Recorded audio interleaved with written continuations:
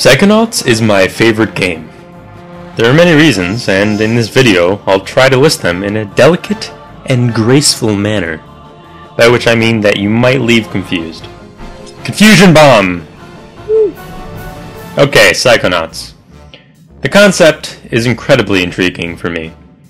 It focuses around entering the mindscapes of a variety of demented, creative, and wacky individuals. You get to see some of the most inventive and fun worlds ever thought up, all while beating the repression out of evil memories and personal demons. It helps that everyone you encounter in this game is either silly or crazy, all with their own complex backstories and unique personalities. The environment and cast are both cartoonish and real, and the atmosphere, while consistently hilarious, say something hideous and horrible jumps out at you. Something so disgusting that it simply must die. So tacky. I can't look directly at it. Has an underlying level of serious trauma that helps keep things relatable. This basic concept could be applied pretty much indefinitely, with the right creative team to back it up. I think it's ripe for a sequel, or even an episodic series of Psychonaut adventures.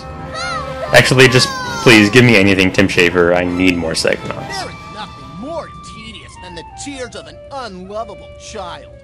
This is your last warning! This game has a great story, in which protagonist Rasputin escaped from his life in the circus to train at Whispering Rock Psychic Summer Camp.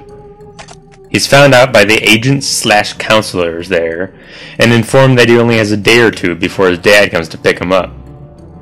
Yet, in this one day and night, Raz not only proves to have a natural aptitude for psychic training, but also uncovers a villainous plot that only he can fight.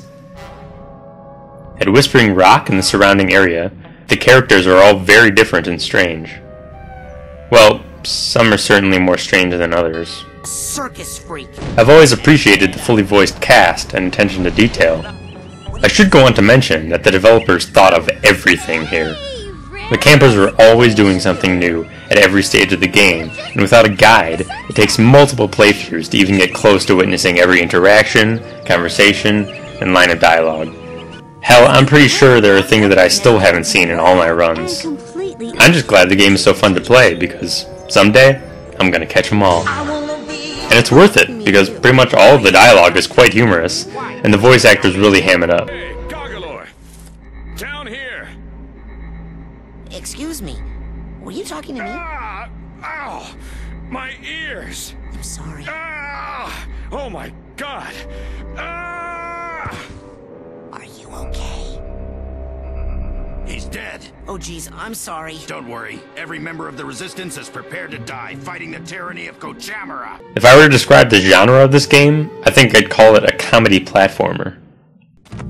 The characters and levels are designed with such malformed style that it's actually a beauty to look at. Skin tones range across the color spectrum, limbs and body shapes are spectacularly inconsistent, no one person is similar to any other. This, combined with the unique and fleshed out personality of every character, makes for a roster of misfits that I can't help but adore. Even the ugliest ones. Circus freak.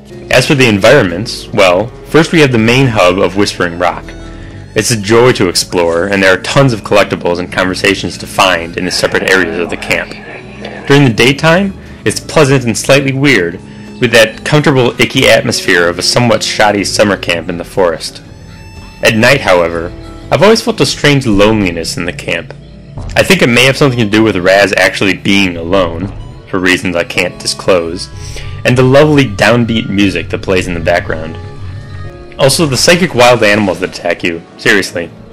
Psychic wild animals. Bears. Cougars. I can't think of many other game hubs that have made me feel so warm and so creeped out at the same time.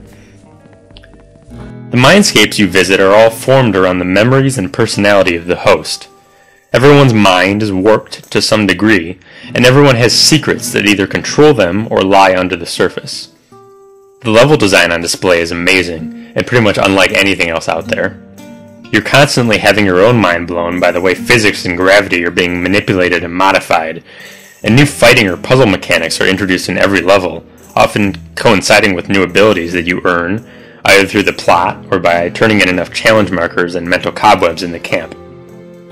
Anyway, some of the locations are simply amazing in style and layout, with Black Velvetopia probably being my personal favorite. Let's talk about the gameplay. I've heard people complain about the platforming being imperfect, but I think it works very well. Raz is a trained acrobat, so the crazed level design allows him to show off his skills by bouncing, climbing, grinding, swinging, and flipping his way through obstacles. I've never had a problem with this, and the usage of psychic abilities is extremely fun. The combat is pretty standard beat-em-up fare, although you never know what quite to expect with all the messed out creatures you encounter. Luckily, my mentor figure gave me a piece of summoning bacon, so I can ask him for advice on enemies at any time. So helpful! Agent Queller, do you have any advice on the current situation?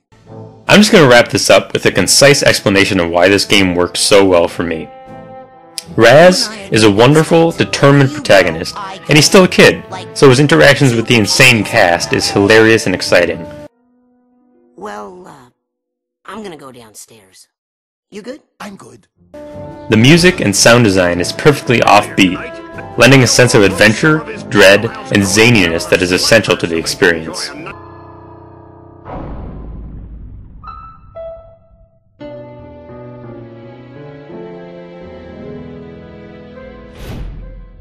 Every single environment is unique and fun to play around in, and I could play this game over and over and never get tired of exploring the worlds. They're not even very non-linear, and yet it's just so well designed that I don't care. The plot feels classic and new at the same time, and it rarely takes itself seriously, which was truly refreshing.